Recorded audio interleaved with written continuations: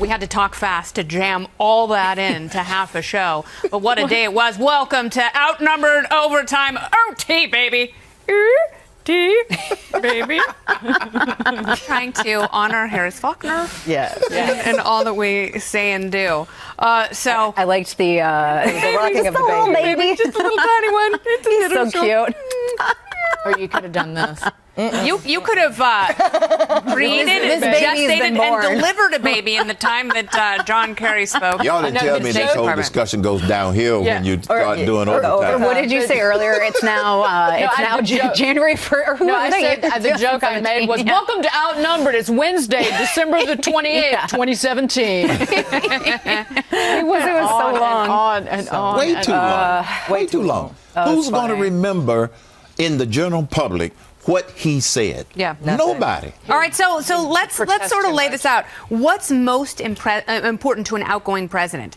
Peace in the Middle East, the legacy, or making $1 billion at the foundation once you leave office? Their legacy is simply going to be, we tried by taking the high road. That's not a legacy. A legacy would be some results, and that going out the door doesn't show anything other than they stabbed Israel. And they believe that this two-state solution is the only way to go. No, it is not the only way to go, because they want Israel, this administration wants Israel to be a sitting duck. I love that you say Israel. Yeah. That sounds like Israel. Everybody. We're all really the same. Oh, yeah, I got 3 Southerners on the couch. Yeah. No, you know, I got to say, I see it a little different, Herman. I don't know that they're stabbing Israel in the back or the front. I think that they understand. I think they have to be smarter than that. And they understand Israel is and should do what Israel needs to do to protect itself. Yes. Now, I don't think they can go on the record in support of it. I think that's why we saw an abstention. But they have to know that. And they have to know, as we were saying earlier. Do you agree with the abstention? I think that's what they had to do, only because it is indeed, the settlements are indeed in contradiction to existing international law. But again, I don't fault Israel for doing it. I think that they absolutely have to do it, only because Palestine is simply not ready for peace. And we know that because of what we've seen from them, the double speak from their government, and what we see. And Kerry at least talked about this, and I was happy to hear him say this. They do they pay salaries to some of these terrorists after they, kill themselves? Their families get money. Absolutely. They name streets after them. It's horrific. Hamas does. It's absolutely horrific. They teach little kids how to be terrorists in public school. It's really, but yet we're supposed to expect peace. Come on. They pay the Palestinian Authority. They pay money to the families. To the families. Right. Absolutely. Yeah. But to point out something, back in I think it was in 1980, the Carter administration did something similar to the abstaining from this vote.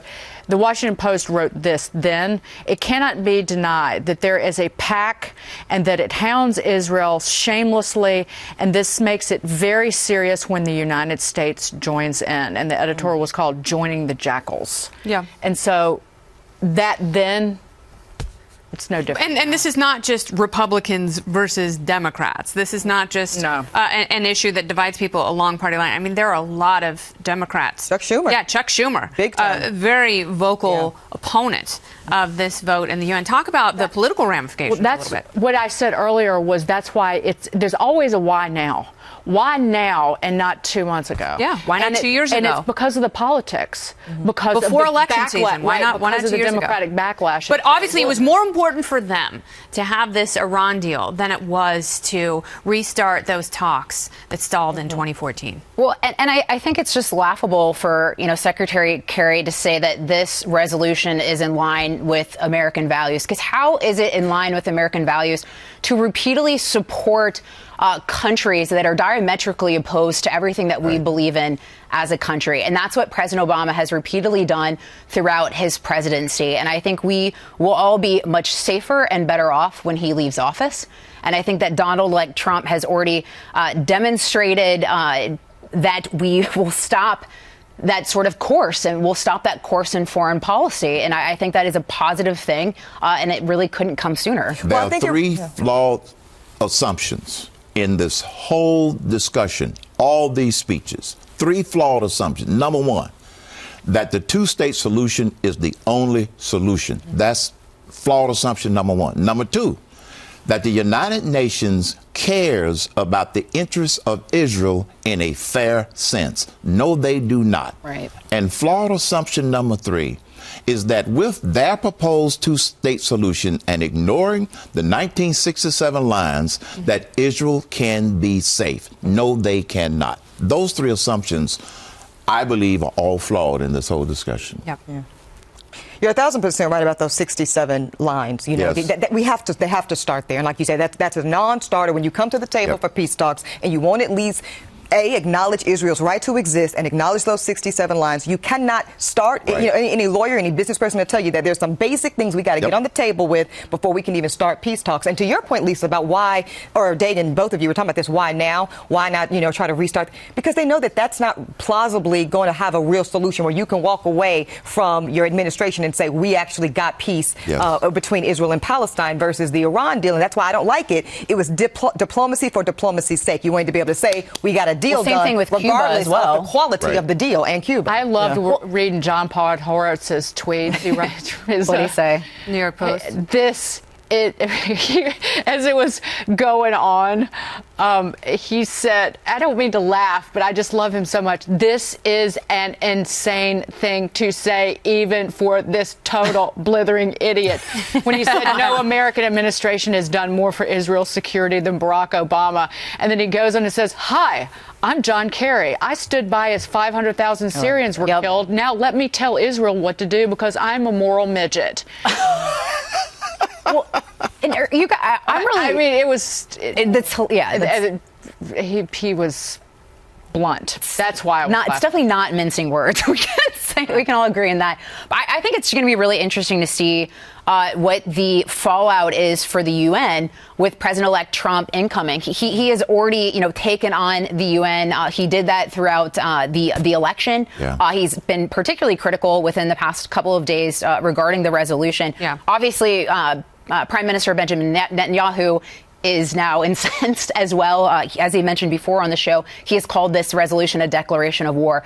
And so I am very interested in seeing what sort of recourse Donald Trump takes as the president of the United States, the U.S. takes, and also, what how Israel continues to react. What is the UN going to do? Are they going to send peacekeeping forces to the West Bank? What are they going to do? How are they going to enforce this? Isn't going to do diddly. They're not going to do anything. They're not going to do anything. No. Now, Donald Trump has one piece of leverage, and only time will tell whether or not he uses it. The nearly $8 billion we pay to support the United Nations. Yeah. If he uses that leverage, don't know if he will, to redefine the rules, which needs to happen. Yeah. John Bolton told me this 5 years ago when I asked him directly.